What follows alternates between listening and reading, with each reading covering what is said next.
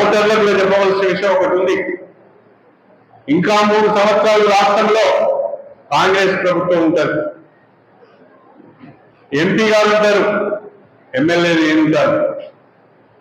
మరి మనం అందరం ఇక్కడ ఉండి, మన ప్రభుత్వం ఉండి, మన ఎంపీ ఉండి, మన ఎమ్మెల్యే ఉండి అభివృద్ధి పనులన్నీ మనం చేసి గ్రామ స్థాయిలో ఎవరో ఒకరు వచ్చి సర్పంచ్ అయి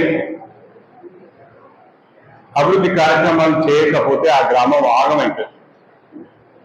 ఆ గ్రామానికి నష్టం జరుగుతుంది. వేరే పార్టీలో గెలిచినోడు మన దగ్గరికి రాడు, ప్రభుత్వం దగ్గరికి పోడు, గ్రామం ఎట్లుండాలో అక్కడే ఉంటుంది. ఏడేసిన గొంగలి ఆన్నే ఉంటుంది. దయచేసి ఇది మనం ప్రజలకు చెప్పాలి, మీరు ఇది అర్థం చేసుకోవాలి. కాంగ్రెస్ పార్టీ అభ్యర్థిని ఏకగ్రీవంగా ఆ గ్రామ సర్పంచ్ గా ప్రతిపాదిస్తే ఆ గ్రామానికి 10 లక్షల రూపాయలు అభివృద్ధికి నిర్మిస్తాను. ఒకవేళ సర్పంచ్ని ఏకగ్రీవం చేస్తే 25 లక్షల రూపాయలు ఆ గ్రామానికి ఇస్తానని చెప్పి కాంగ్రెస్ పార్టీ అభ్యర్థిని ఏకగ్రీవం చేస్తే 10 లక్షలు, సర్పంచ్ని ఏకగ్రీవం చేస్తే 25 లక్షలు. ప్రభుత్వంతో సంబంధం లేదు. నా నిధుల నుంచి ఎంపీ గారి నిధుల నుండి మీకు ఇస్తానని చెప్పి ఈ సందర్భంగా